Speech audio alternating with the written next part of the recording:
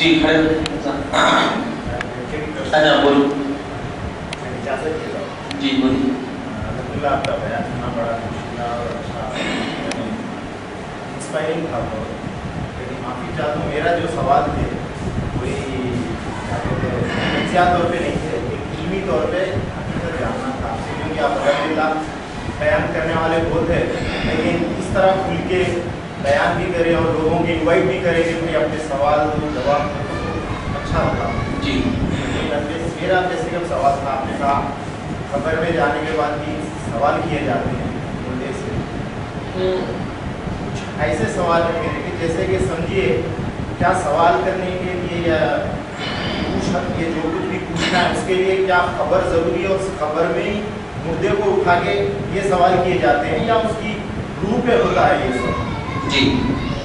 اور اگر مردے کو ضروری ہے کہ وہ خبر میں زندہ ہوگا اور اس سے سوال کیے جائیں گے تو پھر وہ کافر جو مسلمان ہی نہیں ہے, جو جل کے راکھ بھی ہو جاتے ہیں, کچھ کے ہڈیاں گاڑتے ہیں, کچھ کے تو بہا دیے جاتے ہیں, تو یہ لوگوں کی خبر کہاں بنتی ہے اور پھر ان پہ کب عذاب ہوتا ہے؟ جی. اور اسی سے ملتا ہوا ایک سوال ہے کہ اگر واقعی خبر میں عذاب ہونا ہی ہے اور یہ عذاب حشر تک چلے گا, قیامت تک چلے گا, تو وہ لوگوں کا کیا جو آدم علیہ السلام کے زمانے میں پیدا ہوئے اور مر گئے اور برے کام کیے, اور وہ لوگ جو شاید قیامت سے ایک دن پہلے ہی پیدا ہوئے ہو یا چند سال پہلے پیدا ہوئے اور جب مر گئے ہو, تو قیامت تو امیڈیٹ ہونی ہے, تو جو پہلے مرا بیچارہ اس کو تو بہت لمبا عذاب ہوتا رہے گا, اور جو آخری میں مرا وہ تو منہ میں اٹھ جائے گا. تو بس ایسا ایک سوال تھا. سوال اور تین سوالات آپ کے ہیں. سب سے پہلا سوال جو آپ نے کیا کہ کیا قبر ضروری ہے جس میں سوال ہوتا ہے. اللہ کے نبی صلی اللہ علیہ وسلم کتاب الجنائز بخاری شریف کی حدیث مبارک کہ جب کسی بندے کا انتقال ہو جاتا ہے اور اسے قبر میں لٹا دیا جاتا ہے اور منکر نکیر آتے ہیں, حدیث بتا رہا ہوں پھر اس کی تشریح کروں گا, منکر نکیر آتے ہیں تو اللہ تبارک و تعالی اس کی روح کو اس میں لوٹا دیتا ہے, اس کی روح کو اس میں لوٹا دیتا ہے. لوٹانے کے بعد اسے زندہ کیا جاتا ہے. منکر نکیر پھر سوال کرتے ہیں, سوال کا اگر وہ جواب دے دیتے ہیں, سوال کا وہ جواب دے دیتے ہیں تینوں سوال کا, تو احادیث میں یہ لفظ ہے نم کا نومت العروس. منکر نکیر کہتے ہیں سو جا جیسا کہ دلہن پہلی رات سوتی, سو جا جیسا کہ دلہن پہلی رات سو جاتی ہے, تو وہ سو جانے کا مطلب پھر اس کو روح کو نکال دیا. ٹھیک ہے, یہ مطلب یہ ہوا کہ قبر ضروری ہے کس کے لیے؟ سوالات کے. رہا دوسرا سوال آپ نے جو کہا کہ جس کو جلا دیا جاتا ہے, جس کو راکھ بن کر کے اڑ دیا جاتا ہے. آئیے مسند احمد بن حنبل ویلوم 70 جلد کتاب الجنائز کی روایت ہے. نبی کریم صلی اللہ علیہ وسلم کے چند صحابہ تشریف فرما ہے. اللہ کے نبی صلی اللہ علیہ وسلم نے حضرت موسیٰ علیہ السلام کے زمانے کا ایک واقعہ بتایا. کیا کہ حضرت موسیٰ علیہ السلام کے زمانے میں ایک شخص کا انتقال سے پہلے انہوں نے وصیت کیا تھا. وہ گنہگار تھا, وہ نبی کریم فرماتے بہت گنہگار تھا, تو اس نے اپنے بیٹے یا اپنے رشتہ دار میں سے کسی ایک کو وصیت کیا تھا کہ جب میرا انتقال ہو جائے تو میرے جسم کو جلا دینا, اور جلا کر کے اس کا ایک راکھ سمندر میں, دوسری راکھ یہ پہاڑوں پہ, اور تیسری راکھ بیابانوں میں ڈال دینا, بیابانوں میں ڈال دینا. تو نبی کریم صلی اللہ علیہ وسلم فرماتے ہیں کہ اس کا انتقال ہو گیا, انتقال ہونے کے بعد اس کو جلا دیا گیا, اور اس کی وصیت کی بنیاد پر اس کا ایک راکھ سمندر, دوسرا راکھ پہاڑ اور تیسرا راکھ بیابان وغیرہ میں ڈال دیا.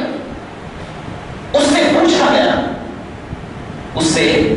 گیا کسی نے خواب میں دیکھ کہ تو نے ایسا کیوں کیا, اور اس کو امام غزالی نے بھی روایت کیا, کیوں کیا؟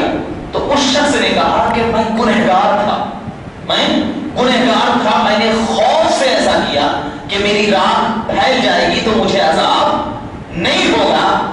تب نبی کریم صلی اللہ علیہ وسلم ارشاد فرماتے ہیں کہ اللہ اس چیز پہ بھی قادر ہے کہ جس کی راکھ کائنات کے ذرے ذرے میں جمع ہو, تمام کو اکٹھا کر اندر جسم پیدا کرتا ہے، پھر اس کے اندر روح لوٹاتا ہے، روح لوٹا کر کے پھر سے سوال کرتا ہے اور اس کو پھر اس کا جواب دیتا ہے۔ ایک چیز ذہن میں رکھیے، رہی قبر، تو قبر کا میننگ ہوتا ہے گڑھا، قبر کا معنی گڑھا، یہ جو اوپر حصے کو جو کہا جاتا ہے نا اس کو قبر نہیں کہتے، قبر کا اصل معنی ہے گڑھا، ٹھیک ہے؟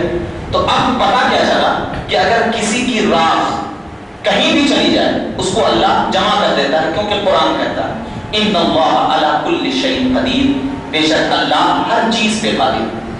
تو اگر ہم اپنے سوچ کے اعتبار سے کہتے ہیں کہ ہماری راہ جل جائے، اڑ جائے، کچھ بھی ہو جائے، لیکن اللہ تو اس پر بھی قادر ہے۔ ایک دوسری احادیث مبارکہ سورہ آل عمران کی آیت نمبر 7 کی تشریح کرتے ہوئے کتاب التفسیر میں امام بخاری نے فرمایا، کیا فرمایا کہ جب حضرت عزیر علیہ السلام 100 سال تک سو گئے، ان کا گدھا بالکل ہڈی ہو گیا، تو اللہ تبارک و تعالیٰ نے پھر سے زندگی دی۔ تو حضرت عزیر سے پوچھا کتنا سوئے؟ تو کہا لبثت یوم او بعض یوم، ایک دن سویا یا آدھا دن سویا؟ کہا نہیں، بل لبثت 100 عام، تم نے 100 سال تک سویا۔ ان کا کھانا بھی خراب ہو گیا تھا، جس سے وہ ہڈی جو تھی، گوشت جو ہے پورا نکل گیا تھا۔ تو اللہ کے رسول فرماتے ہیں کہ اگر کسی کا ذرہ ذرہ بھی برباد ہو جاتا ہے تو اللہ اپنی قدرت سے کیا ہے وہ اس کے اندر گوشت بھی پیدا کر دیتا ہے اور قیامت کے قریب اس کو کیا ہے اٹھا دیتا ہے۔ یہ چیز۔ تیسرا سوال جو آپ نے کہا کہ جو آدم علیہ السلام کے زمانے میں ہو، سب سے پہلے تو یہ ذہن میں رکھیے کہ حضرت عیسیٰ سے لے کر کے حضرت نبی کریم صلی اللہ علیہ وسلم کے زمانے میں مسلمان ہم کو کہتے ہیں، کیوں مسلمان کہتے ہیں؟ اسلام نبی کریم صلی اللہ علیہ وسلم کے نبوت اور رسالت کے اعلان کرنے کے بعد سے 40 سال کے بعد اللہ کے نبی نے جب اپنی رسالت اور نبوت کا اعلان کیا تب ہم پر کلمہ ضروری ہو۔ اس سے پہلے نبی کی رسالت سے پہلے اگر کوئی شخص صرف اللہ کو مانتا تھا، صرف اللہ کو، کسی نبی کو نہیں، صرف اللہ کو مانتا تھا، تو اللہ تبارک و تعالیٰ کی بارگاہ میں اس کو موحد کہا جاتا تھا۔ موحد، جیسے حضرت عبد المطلب موحد تھے، موحد کہا جاتا تھا، ان کے اندر عذاب نہیں، ٹھیک ہے؟ ایسے ہی حضرت عیسیٰ کے زمانے سے پہلے کوئی نبی اگر نہیں آئے تو صرف اللہ کو ماننا، صرف اللہ۔ نبی کو ماننا کب ہے؟ جب اس نبی نے اپنی نبوت کا اعلان کیا ہو، اس کے بعد اگر انہوں نے جھٹلایا، اس کے بعد انہوں نے اگر جھٹلایا ہو تب وہ نبی کی نبوت کو ماننا۔ تو حضرت آدم سے لے کر ہمارے نبی کریم صلی اللہ علیہ وسلم جتنے بھی لوگ آئے، اگر ان سے پہلے کنہیں نے خدا کو صرف مانا تو اب کیا ہے اس کو ثواب ملے گا، اور اگر خدا کو بھی نہیں مانا تو اس کو عذاب ملے گا۔ ایک چیز۔ دوسری چیز یہ ہے کہ نہ خدا نے بتایا نہ رسول نے بتایا قیامت کا وقت کب ہے۔